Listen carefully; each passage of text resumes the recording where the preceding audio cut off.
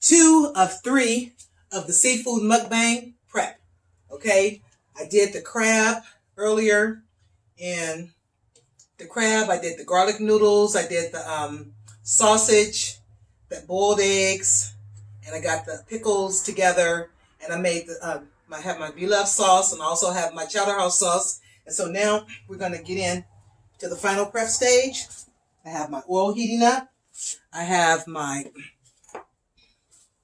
fish, which I've already seasoned with lemon pepper, onion powder, Tony Satchers, Old Bay, and granulated garlic. I have my lobsters, same seasoning on everything. I have my prawns, 1620s, and also I have my jumbo scallops, all seasoned with the same seasoning.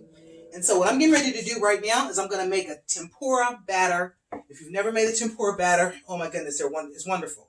All it calls for is 2 eggs, just a little bit of flour, and ice cold water. All the ingredients have to be ice cold. The water in the eggs, not room temperature, ice cold.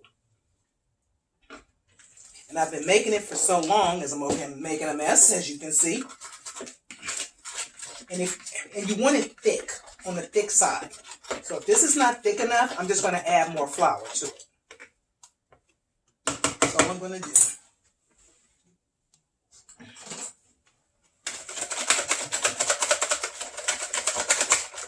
And if it's too thick, I'm going to thin it out. Oh, and I also need some baking powder right there on the end. I have an assistant today, who's my son. He showed up ready to eat, not realizing that, turn around, say hi to the people. This is my son. This is Marlon. What's up, everybody? Yep. And he's trying to assist me a little bit. Get out your way. Okay, that's cool. But yeah, you always want a little bit of baking powder. That's going to help the tempura do its thing. And I'm going to season it, even though I've seasoned the prawns already. Normally, I just season the batter. I don't season the prawns. But I'm going to season it. And this is simple, quick, easy. It takes about a minute to 2 minutes. As long as you know what you're doing, you're all good in the hood. So I'm going to be multitasking because I'm not trying to be here for a long period of time. I'm going to add just a little bit more flour to this tempura. Not measuring it because I've been doing this for so long. I know I go by feel. And a lot of you that's cooking all the time out there, you know what I'm talking about. You go by feel also. And this is a consistency you want. Just like that. Okay. And I have my ice cold water, and it's always a good idea to use ice. So what I'm going to do is I'm going to get ready to turn the camera around. But before I do, the coating I'm going to use for my fish, like I said, I got my fish all seasoned up. I use 1 cup of flour, 1 cup of cornmeal, and 1 cup of Cheetos. Yep, them Cheetos that you be sitting up snacking on, drinking your beer or champagne or whatever, or your soda. Cheetos, hot Cheetos. So that's what I'm cooking this fish in, the hot Cheeto mix. So I'm going to turn the camera around, and then we're going to start the cooking process.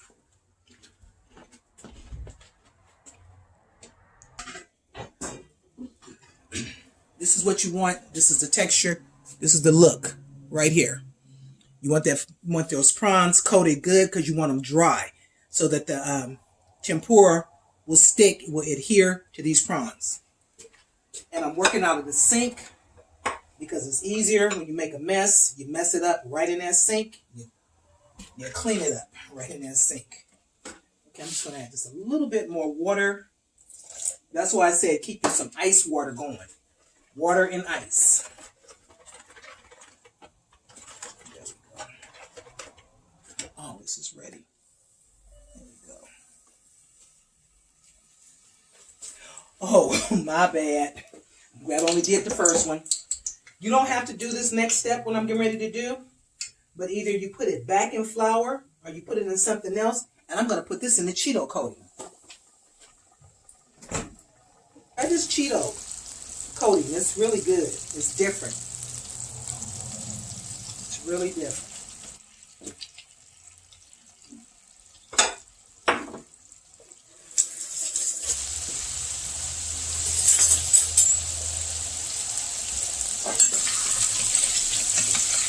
Just flip them over.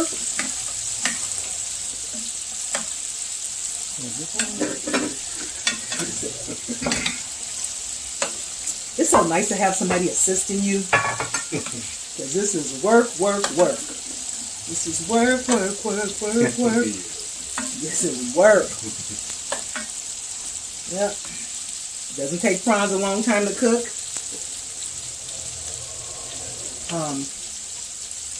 Paper towels. It's just sauce and paper towels.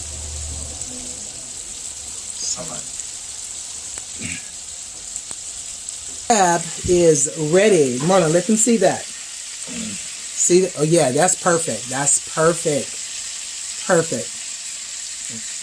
Yeah, it's perfect. The crab is ready. So Marlon's getting ready to plate that up, and I'm getting ready to take these prawns off. I got about 30 more seconds on these scallops. I just did a flip on them, and these scallops look good. I would always suggest buying the large scallops, as large as you can get them, because they shrink down. Do not waste your money on them little bitty scallops unless you're going to put them in a soup. Do not waste your money. Oh my goodness. Oh, let me see. Can you see that? I know you can. Can y'all see that? That looks so good. My baby just plated that up.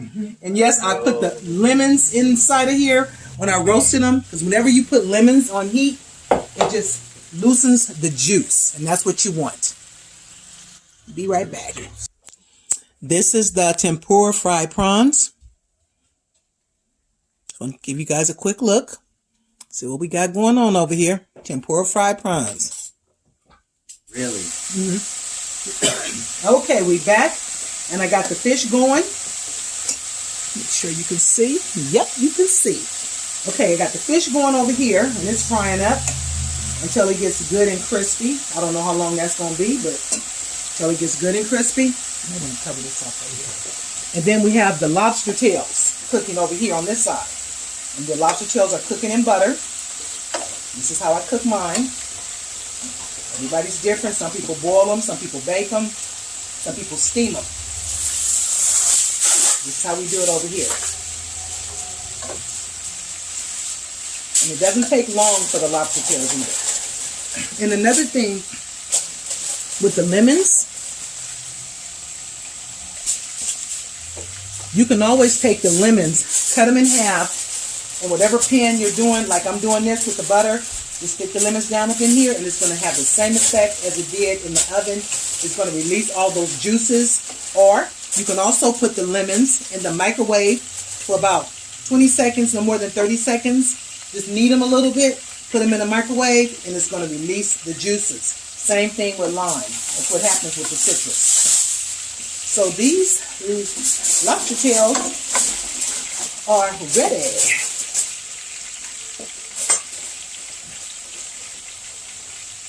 So what I'm going to do,